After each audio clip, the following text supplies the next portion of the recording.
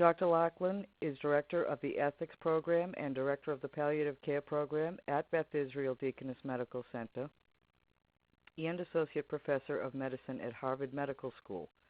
He also serves as President Emeritus of the Albert Schweitzer Fellowship. Dr. Farrow earned his A.B. summa cum laude in philosophy from Princeton University and his M.D. from Harvard Medical School.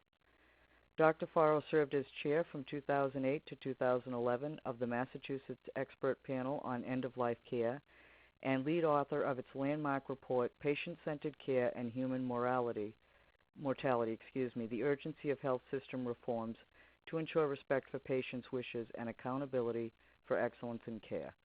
He currently serves as chair of the Massachusetts Department of Public Health's Palliative Care and Quality of Life Interdisciplinary Advisory Council. Dr. Farrow has lectured widely and published numerous articles and book chapters on issues in medical ethics education, palliative care, medical decision-making, and the social responsibilities of physicians. His work has appeared in the Journal of the American Medical Association, New England Journal of Medicine, Annals of Internal Medicine, and other leading publications. Dr. Farrow, welcome. The floor is now yours. Thank you so much for that introduction, and thanks to everybody for being on the call. People who know me at Beth Israel Deaconess and other places often hear me say I try to be a KISS person, keep it simple, stupid. And the sort of mantra about when you're going to give a presentation, tell them what you're going to tell them, then tell them and tell them what you told them. So I'm going to begin before I go through the slides. Just say the main points, which is the issues about care near the end of life, up through the end of life, are arguably the only issue in all of healthcare that affect every single one of us and everyone we care about with 100% certainty, because we're all mortal. Maybe the only thing actually in all of life that affects every single one of us and everyone we care about with 100% certainty. Number two, we all really, really care, even if we haven't thought in advance. We all really, really care about how well it goes. Surviving family members or loved ones, if it goes badly, have wounds, scars, anger, resentment, confusion that almost never completely goes away. And family members surviving or loved ones, if the last part of a loved one's life was as good as sometimes it really can be, remember that as a sad time, but also as some of the most meaningful times they've ever had. So it affects every single one of us and everyone we care about. It really, really matters to us how it goes.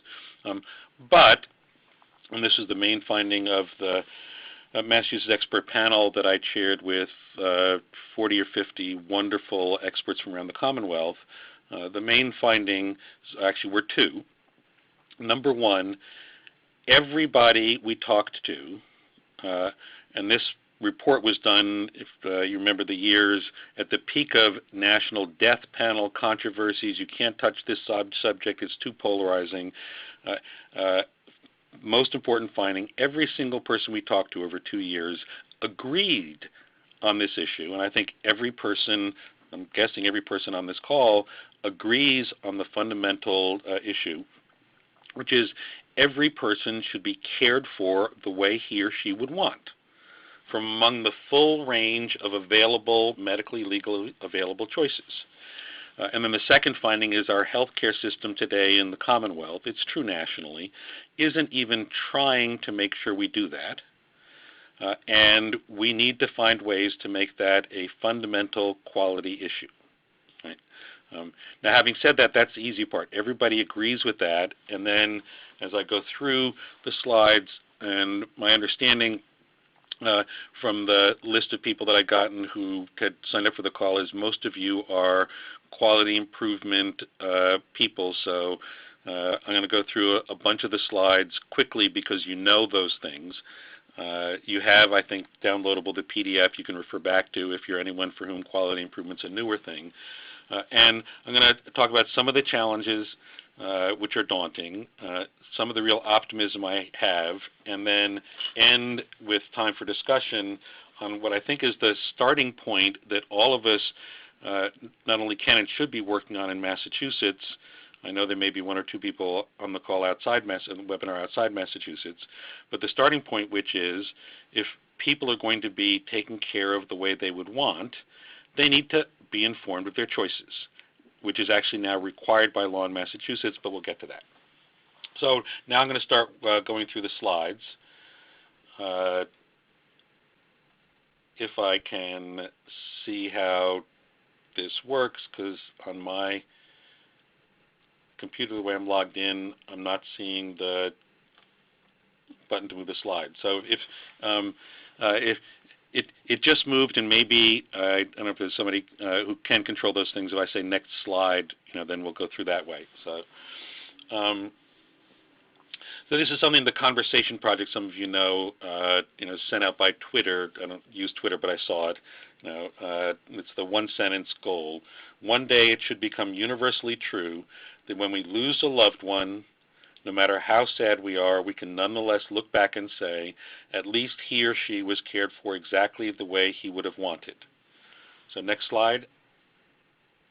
But having said that, one of my favorite quotes from Albert Einstein is, we can't leap to solutions because we don't actually understand well enough all aspects of the problem, the barriers.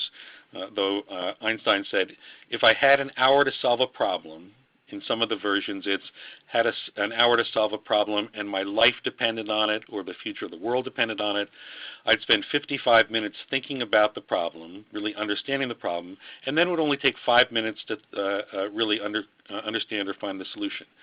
So I think we still have work to do in this whole area to really understand the issues, the problems, the barriers before we're going to get solutions that work. Next slide. So here's an outline. I'm going to go through some things about what I call QI 101, quality metrics, and why they're so different near the end of life, and some other things, but we'll walk through those and then have time for questions and discussion. Next slide. So what is quality of medical care? This is going to be one of a number of slides I'm going to go through quickly. Almost all of you know the Institute of Medicine definition. Here it's stressing that the goal is desired health outcomes, which obviously varies enormously for people in the last phase of life. Next slide. And then the 6 domains of quality from the Institute of Medicine that you're all familiar with.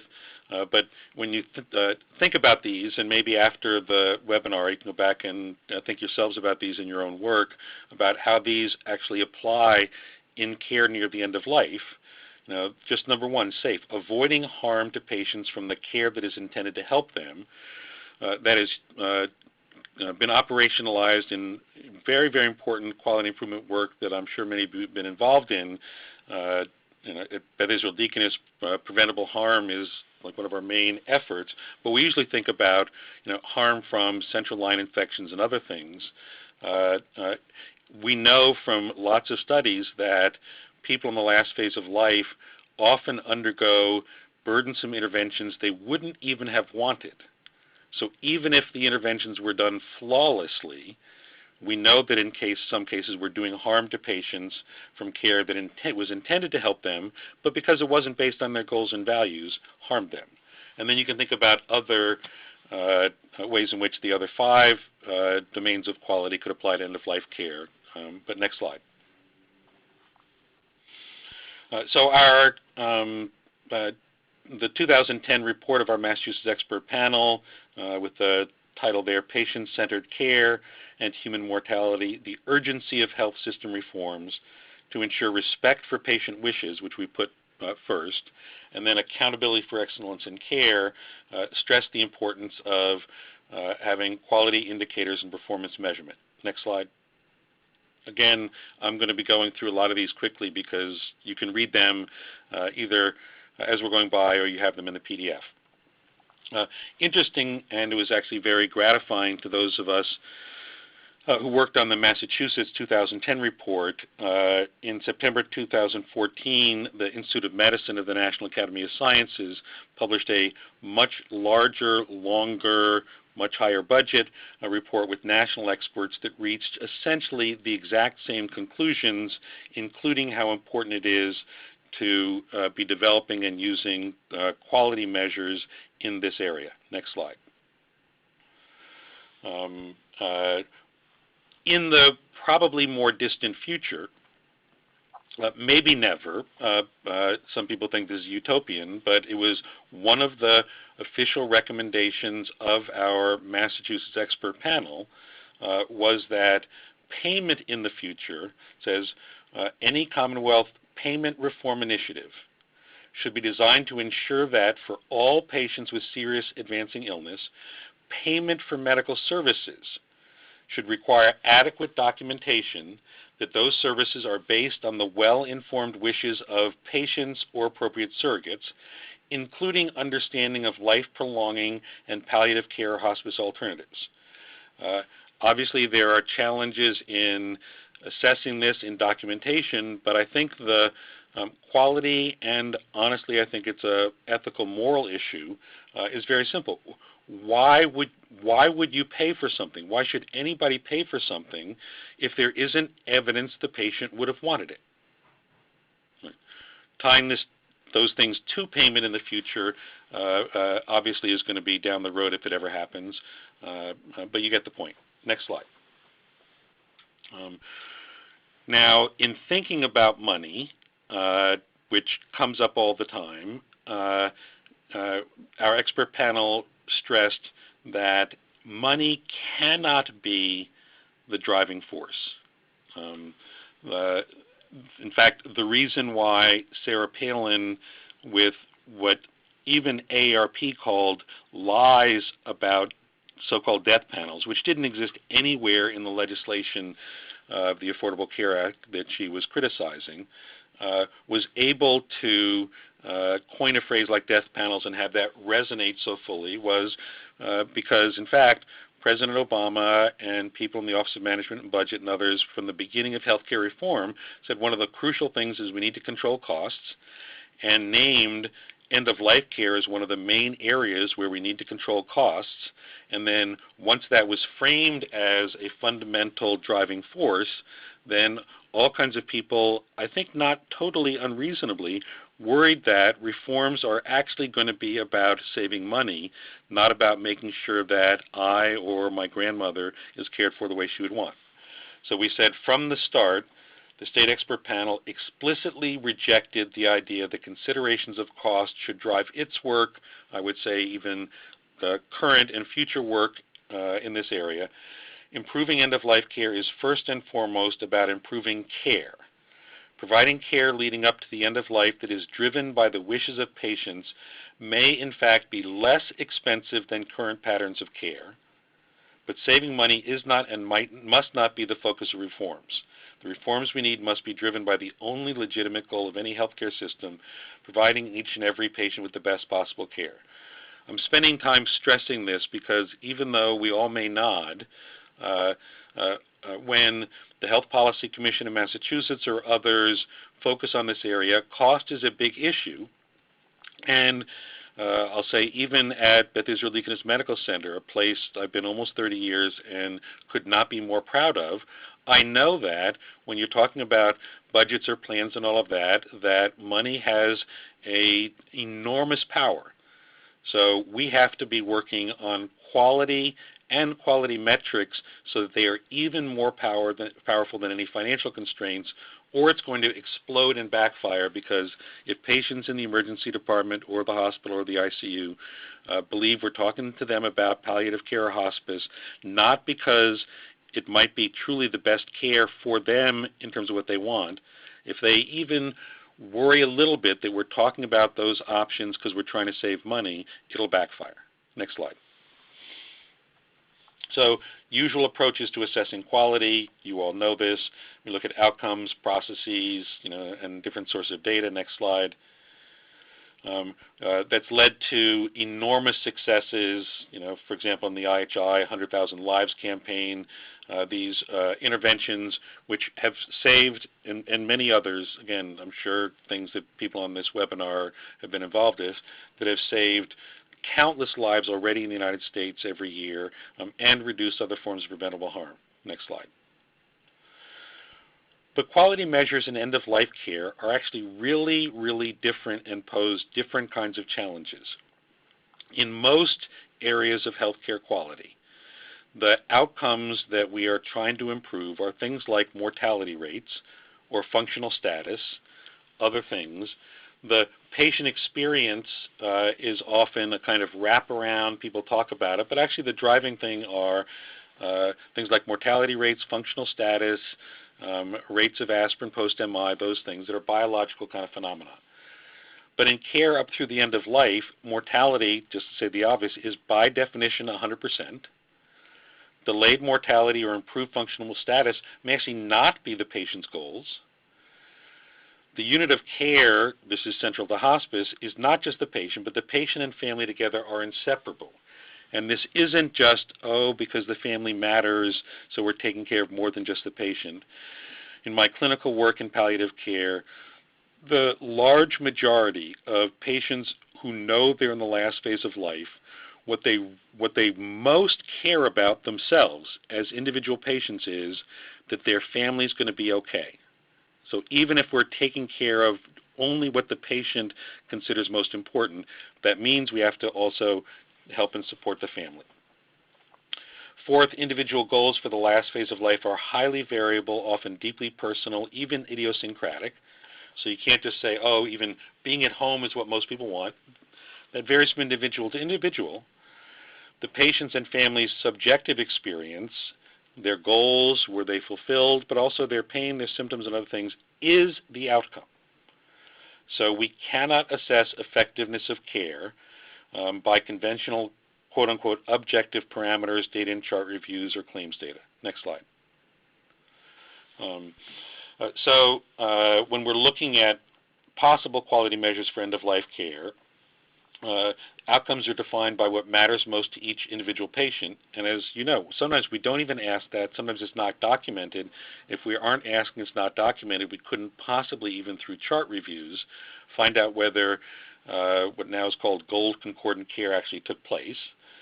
And actually, if you really want to know, then I don't believe any of us believe that the clinician, the doctors, or others, or even what's documented in the chart, is as reliable and valid a source as asking patient or families about whether what matters most to them is a priority. Next slide. And then people who've tried to interview dying patients have found it in the last phase of life, most of them are too sick, unable to answer. Next slide. There are efforts that have made enormous progress. I'm going to get to one of them, the hospice CAPS measures that CMS has now adopted. But those hospice measures omit the large majority of patients who die in the United States, and other existing measures focus almost entirely on processes of care, not actually the patient's experience. Next slide.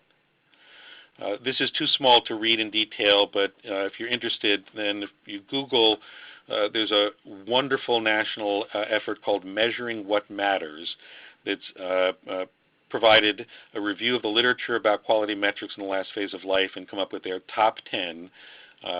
For hospice and palliative care, was a comprehensive assessment completed? Screening for physical symptoms? Did patients receive pain treatment? But just take, for example, the pain treatment. It says seriously ill patients receiving specialty palliative care who screen positive for moderate to severe pain on admission, and the percent receiving medication or non-medication treatment within 24 hours of screening. Obviously, knowing you've screened for pain and that people have received medication, those are useful things to know, but this isn't the patient's pain level. Right? And the obvious question for pain management is, was the patient actually in pain? And you only know that by having the patient's experience be central. Next slide. And there are additional measures here, but again, most of them are clinician documentation of things, not the patient's direct experience. And then final slide in this section. They do say, however, that care consistency with documented care preferences is important, but most of the attempts to measure that are, did the clinicians say we knew the preferences and follow them? Again, that's indirect. And then measure 10, they say global measure. There was not a specific global measure endorsed, but they themselves agree that people in this Measuring What Matters group, that patient and or family assessments of the quality of care is a key part of measuring quality. Next slide. This again, which is smaller print than I won't even try to read through. Among the organizations in Massachusetts that are working very, very hard, doing really wonderful collaborative work in trying to make progress in this area, is Blue Cross Blue Shield. So I was at a meeting a couple weeks ago, an evening meeting they had with ACOs, accountable care organizations from across the Commonwealth, and this was their summary slide of different kind of measures and strengths and weaknesses of those. So I thought it might be helpful for some of you to have that. Next slide. But in some ways, even more important, I think certainly at least as important as anything we might think about the measures themselves, is what I've learned from Don Berwick, who many of you know well as a hero driving force in quality improvement, that it's possible to have quality measures and even hold people accountable and even use those in pay for performance with financial incentives that do not necessarily drive improvements in care. And there's a not just conceptual but real-world practical difference between quality metrics designed and used for accountability so that I can pay somebody more, pay them less, blame them, and all of that. Those different options is a very different mindset and practical reality from quality measures that are designed to help people improve care. So in addition to measures being valid, reliable, and responsive, we need to be thinking about this whole area as creating data streams that help all of us on the front lines, help other quality improvement people actually improve quality. So active engagement at all steps of clinicians and health systems in thinking about the QI system design is crucial. You can read the other points there, but I can say, because I have nothing official to do with Blue Cross Blue Shield, I think my experience is we're spoiled in Massachusetts with the major insurers that we have, Blue Cross Blue Shield being the largest, but also Harvard Pilgrim, Tufts Health Plan, that most of the insurers are nonprofits, and I really have experienced them as mission-driven. They really want to improve quality, and I've learned that that only works if they work together with clinicians, providers on what kind of measures are going to be helpful to you in improving quality, which is an important thing. I'm going to race now through quickly, but you have slides from a longtime colleague, cherished colleague Joan Tino, whose name appears in some of them, who's probably the leading national scholar expert on efforts to improve standardized measures that can be used population-wide to improve care near the end of life. So these are slides borrowed from Joan. This one just shows the different steps you have to go through from the beginning if you're going to try to develop measures that you can use in interviewing family members after death about the experience. Next slide. And then we need to have a core module in those interviews that's applicable across all settings of care, not just hospice, not just in hospital, not just home. Next slide. Here is some of the research team that Joan's been working with starting, this is the team that started 16 years ago. Some of the work started even earlier than that. Next slide. Literature review going on, there's like 15 years of that work. Next slide. And emerging from literature review, interviews with families, patients, what's important to them, you can see on the left, some very different domains that patients and family members said were really important to them. if we're going to measure the quality impact of care from the perspective of patient and families, for example, I'll just point out one thing on this list that we might not have identified as professional caregivers, which is financial impact. As some, maybe most of you know, the largest single cause of personal bankruptcy in the United States is medical bills.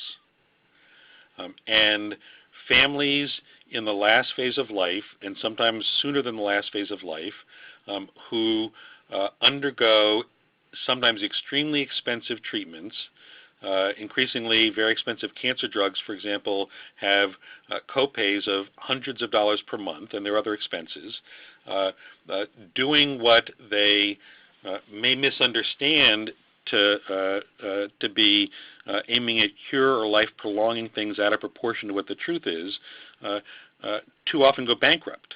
Right? So I'm just highlighting that as one of the things in terms of impact of our care that we might not have thought of if we weren't actually asking patients' families what mattered to them. Next slide. So in a now 18-year process, you'll see led to a huge milestone last year.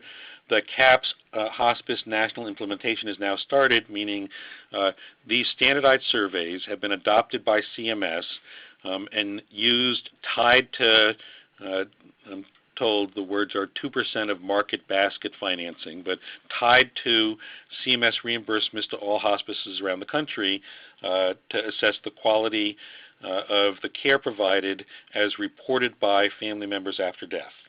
The challenge is then how can we build from that experience and extend that to settings wherever people go through the last phase of life. Next slide. And then sobering data, this is another slide from Joan Tino. I had actually believed, I've been involved in working on palliative care programs now for 17 or 18 years. With the rapid growth of palliative care programs across the country, we're making progress, not enough, but we're making real progress. At a population-wide level, it's clear that that's not actually true. That as proud as I am, I'm sure there are others on this call from hospitals or other places about the care, the improved care that individual patients get from palliative care involvement, from referral to hospice and in other ways, that on a population basis, that is still a very small fraction of the people who go through care through the end of life.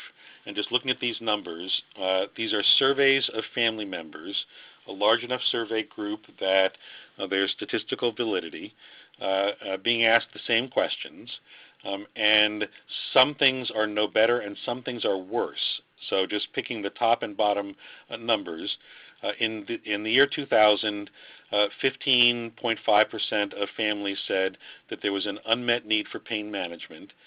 And in 2011 to 2013, that's jumped to 25% of families report an unmet need for pain management. Unmet needs for emotional support have not improved. Unmet need for help with dyspnea has maybe a tiny bit improved. Decisions that the patient would not have wanted, that's not a statistically significant difference, but has not improved. With all the work about healthcare proxies and living wills and the Conversation Project, when you survey the population, in fact, as the published study describes in more detail, more than 20% of patients who are in the ICU near the end of life, more than 20% of the time families said my loved one underwent treatments they wouldn't have wanted. And then the aggregate rating was care excellent. In 2000, 56.7% of families said care was excellent. In 2011 to 13, it was down to 47%. We have a daunting amount of work still to do. Next slide. This is just a nice article from 2004 from Joan Tino and others in JAMA that you might look at that reviews some of the importance of the family perspectives. Next slide. So now I'm going to go back to Massachusetts and go through a few things in Massachusetts, end with the new state law and informing patients that I mentioned at the beginning, and then we'll have time for conversation, I hope. So next slide. I've already said the main finding was that everybody agrees about this area. Next slide. Repeating myself, everyone agrees that everybody we talk to, from the time of diagnosis of a progressive, ultimately fatal condition, patients should be informed about the reality of their illness, sensitive to how much information that they want. Patients should be invited to express preferences. Those preferences should be promptly available at every predictable point of care and respected. And we all know that this doesn't happen reliably. Next slide. Two examples in this slide, the next one, of evidence that we found in our study about how far off we are in the Commonwealth from actually having care anchored in the preferences of individual patients. This slide shows the huge variation in whether patients in the last year of life over the age of 80, patients over the 80, did they have ICU days in the last year of life? And it depends what hospital they were in. In some teaching hospitals, it was as low as 10 or 12% of people over the age of 80 had ICU days, and in others it was 75 to 80%, with no evidence that has anything to do with differences in the patient population. These are all teaching hospitals.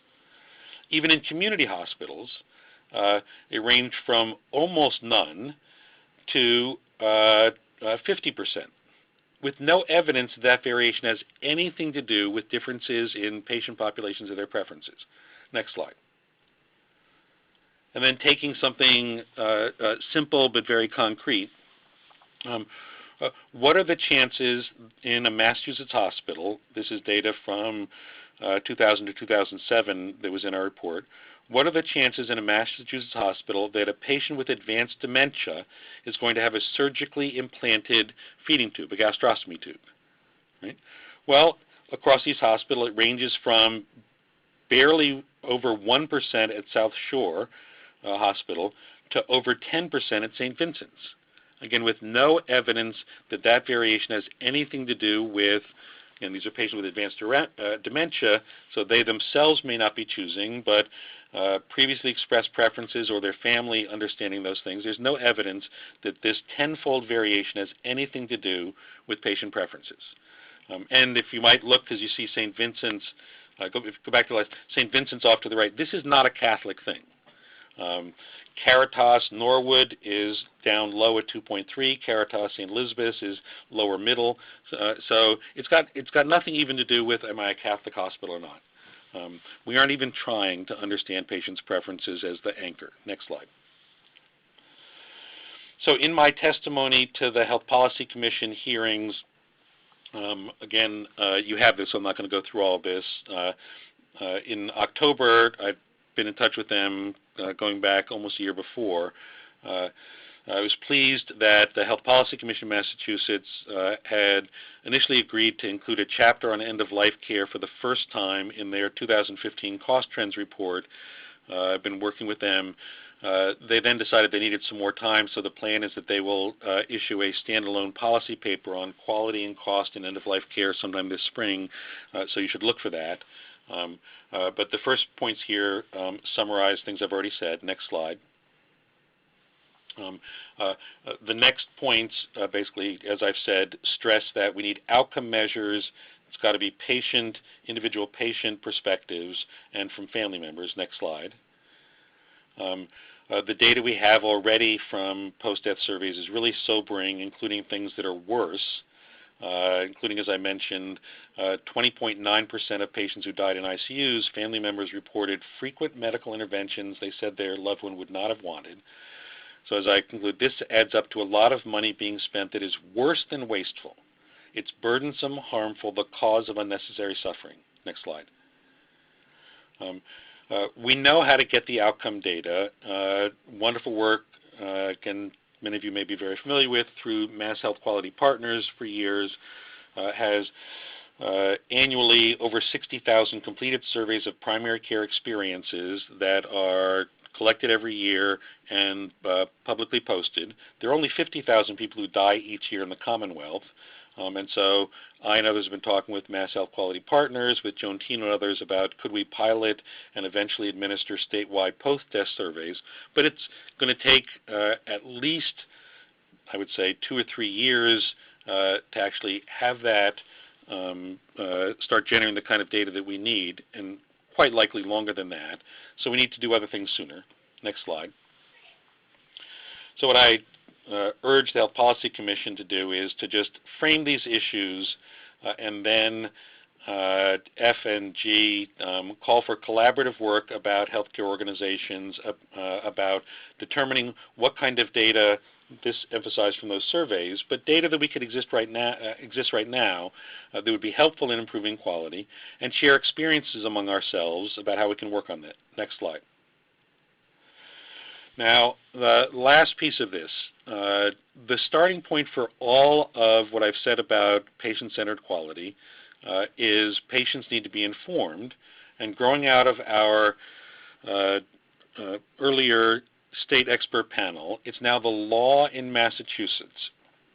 The text here from the law says, the Commissioner of DPH shall adopt regulations requiring each licensed hospital, skilled nursing facility, health center, or assisted living facility to distribute, which means in writing, to appropriate patients in its care information regarding the availability of palliative care, and end-of-life options. Next slide. In addition, as part of the same law, individual clinicians in Massachusetts, physicians and also nurse practitioners with a continuity relationship with a physician, if a patient is diagnosed with a terminal illness or condition, and the law defines terminal illness as life expectancy of 6 months or less. Some people say, well, I don't know that. To which I say, if your patient would be eligible under Medicare for hospice if she wanted it. There are criteria for that. Every doctor should know the criteria. If your patient would be eligible for hospice if she wanted it, then you as a doctor or nurse practitioner are required by law now to offer the patient information and counseling regarding palliative care and end-of-life options, including range of options appropriate, and those are the things you see here. It's the law now. Next slide. So the details in the DPH regs, every facility, so anybody here who's on the webinar works for a facility, your facility is now required as part of the regulations to have policies and procedures. How are you identifying appropriate patients?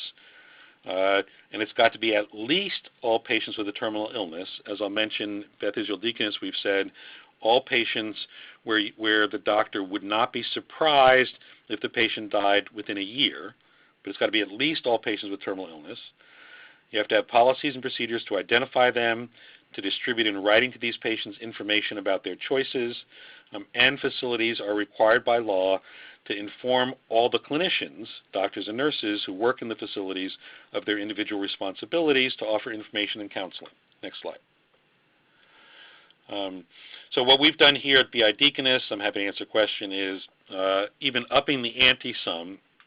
Last July, we approved through our medical executive committee, unanimously approved. I'll say, I'm surprised not one word of pushback. Everybody agreeing it's the right thing to do, even though it's a daunting, ambitious challenge. But our core informed consent policy now says that informed consent for any intervention, for any patient with a serious advancing illness, as I note here, recommendation is any patient where you wouldn't be surprised if they died in the next year. Informed consent for any intervention requires offering information about palliative care, and end-of-life options with documentation in the medical records. And now the Department of Medicine is working with oncology, cardiology, and others to develop action plans about how we're going to actually start living up to this. And then the other part, basic part, this in some ways is the easy step, is to comply with the DPH requirement I reviewed that we distribute, meaning in writing, information to patients. A limitation of the otherwise wonderful materials some of you have seen on the DPH website with a booklet called Know Your Choices that's there in I think 10 different languages, is DPH, because the law actually just mentioned explicitly palliative care and hospice as choices. The DPH proposed booklets or offered model booklets describe advanced care planning and then palliative care and hospice, which we at BIDMC and others then worried that is not the range of choices that almost all patients, especially if you're going to try to be earlier in their illness, even think are the choices they most want to focus on. That there are also choices of life-sustaining care, chemotherapy, heart failure medication interventions. There, for a place like an academic medical center like ours, there are experimental clinical trial choices and palliative care and hospice. So I'll show you in the next slide the a booklet now, or it's a 4-page fold-over brochure that now is in the admitting packet for every patient admitted to BI Deaconess. And now we're starting to make this available to, in the outpatient setting. As you'll see, it says, Know Your Options, a guide for patients with serious illness. We worried a lot about, well, gee, if we give this to everyone, people are going to be saying, like this doesn't apply to me. If we say, oh, we're only going to choose some people, then people are going to say, oh, why did you choose me? In addition to the logistic complexities about how do we even decide who gets what. And then turned out for the inpatient distribution to inpatients, what was liberating was somebody who understands the inpatient packet say, oh, but there are already things required by law in the inpatient packets that don't apply to everybody, like information about smoking cessation. So when people get the inpatient packet, there are already some things in there that they know doesn't apply to them. So our hope is when somebody sees the brochure, Know Your Options, a guide for patients with serious illness, some people who are not in with what they would consider a serious illness aren't going to be saying, why did you give me this? And as it says there, this brochure is available to all patients at BIDMC. Not every patient has a serious illness, but we make it available to everyone so patients who are seriously ill will be aware of their full range of options. And stress on the front page, we want to make sure we're always taking care of you the way you would want. Next page, next slide. And then the first page is primary and specialty care. What's the role of primary care, specialty care? When should I see a specialist? Can I get a second opinion? But also, because we're an academic medical center, what about new treatments and clinical trials, which are part of the options that, at least here, a lot of patients are interested in knowing about. And then the next page, which is facing page, people look, palliative care. What is palliative care? And again, you can read the language, but trying to be direct and simple. Palliative care helps patients with serious illness live as well and fully as possible. It can help at all stages of illness, and then you can read the rest. Later, is palliative care the same as hospice? No, back up. Sorry, not quite yet. Is palliative care the same as hospice? No. You'll get to hospice on the next page. And then, may I keep my current provider if I'm receiving palliative care? We say, not only yes, but in fact, your current primary and specialty care team are often the providers delivering palliative care, right? So palliative care as defined here, which is care that helps patients with serious illness live as well and fully as possible, doesn't mean you have to see a palliative care specialist. And in fact, what I often point out is one of the worst I think statistics about quality of care for Medicare recipients in the last year of life is that something like the typical Medicare patient sees something like 8 different subspecialists in the last year of life, and saying, oh, now if we're going to take better care of them, we're going to add a palliative care specialist, make it 9, is exactly the wrong direction. What we need to be doing, including thinking about quality and quality measures, is not, oh, did this person have a palliative care specialist, so now we're up to 9, but were the needs of this seriously ill patient identified, including help with decision-making, symptom management, emotional support, home services, were the needs identified and addressed, and the vast majority of time that does not require a palliative care specialist. Next slide. And then on the back page of this 4-page foldover that, again, every inpatient gets, it's what is hospice care, and it describes hospice care there. Next slide. So the last thing that I'm going to mention is, because as I said earlier in my testimony to the Health Policy Commission, I think this is a whole area that is really ripe for a learning collaborative. The Health Policy Commission had sent out, as some of you may know, an RFP for innovations. The letter of intent's due this week, final proposal due in May.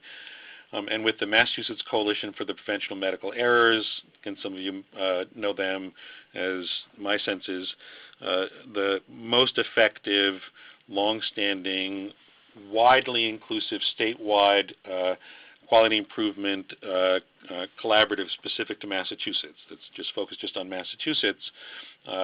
It will be submitting a proposal. So far we have, I think, 15 hospitals that have expressed strong interest in participating, representing, I think, every major health system in the Commonwealth of Massachusetts.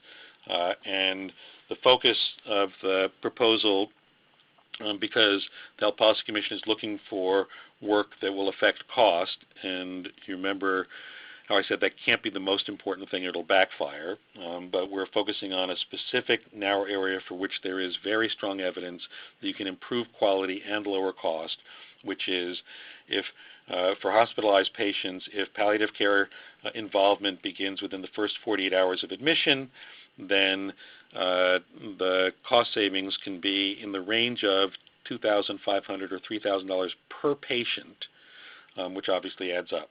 So if any of you are interested, or your hospital may be interested in being part of this, or other entities that want to collaborate with hospitals, my email address is there. I'd be happy to hear from you. Next slide. So it's 12:48, so we have 12 minutes. I can apologize for racing through so much. So the conference has been unmuted. So apologies. It sounds like we're unmuted for racing through so much so quickly, but I really wanted to make sure that we have plenty of time to hear questions or just talk either about things that I said or ideas about how all of us can be learning together, because truly, not just in our professional work for the patients we're responsible for, but in our personal family lives, this issue sooner or later will affect every single person on this call, every single person you care about, every single patient your hospital takes care of, and we should be getting it right. So thanks for listening, and I look forward to some discussion now. Oh, thank you, Dr. Farrell, for taking the time to all of us today, your expertise in care of patients with serious advancing illnesses. The phone lines are now open for questions and answers, and just a reminder, please, to stay connected to the web presentation in order to complete your evaluation.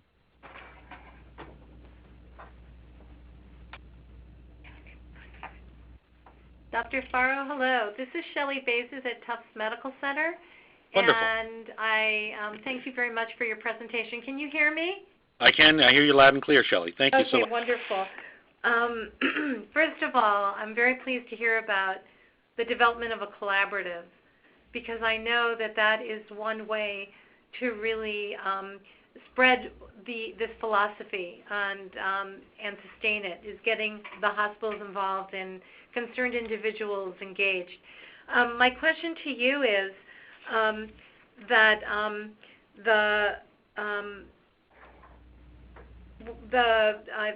trying to think of what you would call it, that pamphlet that you give to patients that explains palliative care. If you had any feedback from patients about that, did it help them in any way? Or do you have anything that you could share about that? So one thing I would say in the quality, Shelley, thanks, great question. Yes.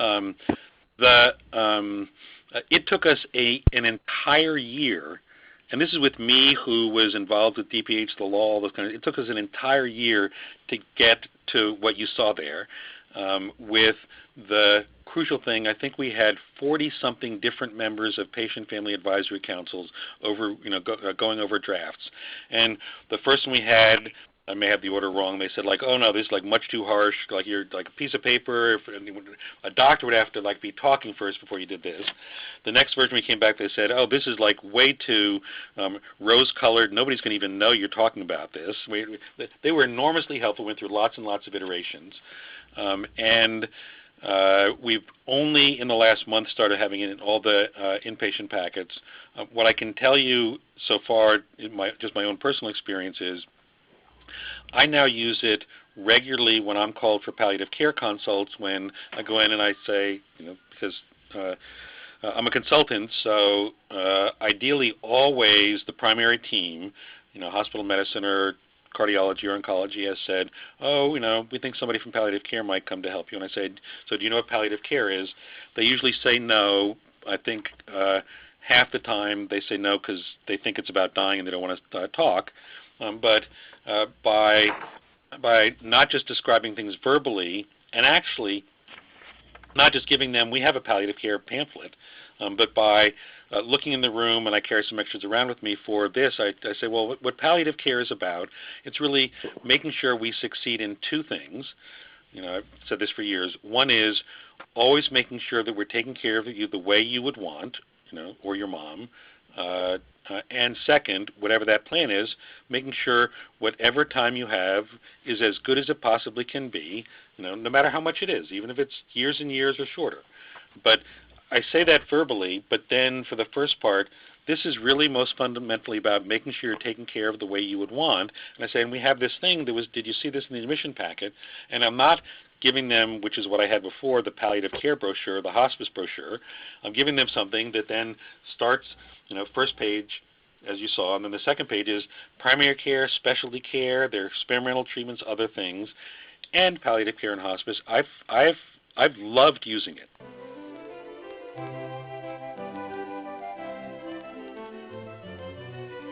Oh, can you try and talk over that? Oh, Shelley, did that answer your question? But it's work in progress. Yes. One thing that, can you hear me? I'm over the music. Yep. One thing that dawns on me is it makes it more normative, because when you were describing it as versus giving them a palliative care pamphlet, it's different than giving them something that you would give to a patient that smokes, any patient that comes through. So it's more something that is part of life than pulling you out of norm and giving you something that scares people, because people see the word palliative care and they think, oh, I'm dying, and that's where we're going. But I like that. I like that. Thank you. I don't want to monopolize if there's anyone else on the line. And just as a reminder, please do not put us on hold. We will hear your hold music. Thank you. Other questions or just thoughts, things you're wondering about, worried about, or I'll say even here at Beth Israel Deaconess, I'd say one of the biggest challenges, because I'm here, but there are other people here who really believe how important this work is, but our quality improvement staff has got 4,000 things on their plate every day, and it's just like, how do we even do this? I honestly don't know if it weren't the law in Massachusetts that it would have gotten the focus that it's gotten. So even the most interested, like, how do you get people to actually put the bandwidth in to start working on this? Hi, Dr. Floro. Yes. Hi, my name's Sue Mills, and I work for a PACE program, which is Program for All-Inclusive Care of the Elderly. Yes. We're a community-based program and deal a great deal with end-of-life and palliative and, the elderly in general. And I was wondering, what's your thoughts on, and since we're the primary care for these folks as well, how do you see the role of primary care fitting in with the palliative? Yeah, well, let me say two things. Thank you, Sue, for that question and for your work with the PACE program.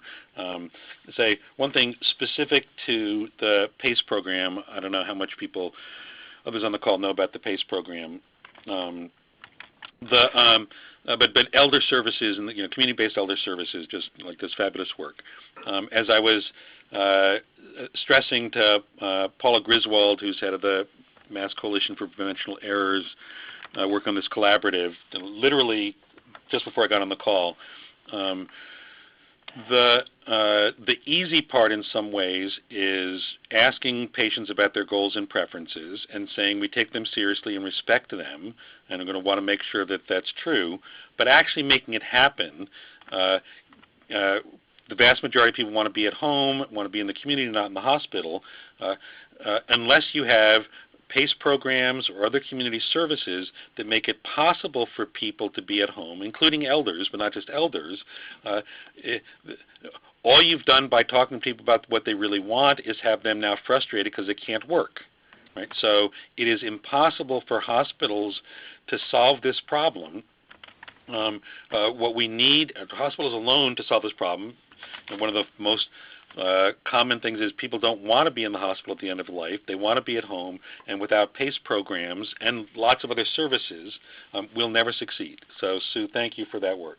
The broader thing I would say, at a Blue Cross meeting dinner last summer, one of the heads of a wonderful hospice organization that works south of 128, I'm in Boston, down to the Cape and the Islands, said, all this is really nice, we're talking about palliative care, but if you talk to all the doctors and practices outside of 128, they do not have access to palliative care. They don't have Lachlan Farr at BI Deaconess or Vicki Jackson at Mass General. They don't have access to palliative care. That's a real problem. And my response, Sue, to get to what you were saying about primary care, these primary care practices, was they say that, if you ask them, they'll say, no, we don't have access to palliative care because we have tragically gotten people to think palliative care means a palliative care specialist. All palliative care, just as a term, means is a collection of services that patients need, or a collection of functions. I think of 5, but help with people with serious illness, help with decision-making, goals of care, physical symptoms, help with physical symptoms, emotional support, spiritual support, logistics of care, the home services that PACE and other people help with, and family support. You can lump and split differently. If you ask primary care practices across the Commonwealth, do you have access to palliative care, they'll almost all say no. And if you ask primary care practices or doctors, individual doctors, do you help your seriously ill patients with decision-making, symptoms, emotional support, 100% will say yes. This is not a hospital or palliative care specialty issue, and it's gotten co-opted, dominated by that. This is, if you take a patient-centered approach, the overwhelming majority of the needs need to be identified in the primary care. And by primary care, I might mean primary oncologist if your care has all been related to your cancer, or cardiologist in that office with that staff, and we still have a ways to go to people even understanding that. So, Sue, thank you for that question. Thank you. Hi, Dr. Farrell, and we are almost at the top of the hour. I'd just like to remind everyone to please stay connected to complete your evaluation and earn your CEU. And I think that is going to wrap it up. All right. Thank you all for all the good work you do, and be in touch if there are ways you think we can learn together.